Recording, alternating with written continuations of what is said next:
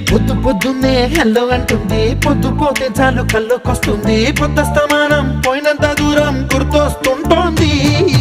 అమ్మో బాపు గారి బొమ్మ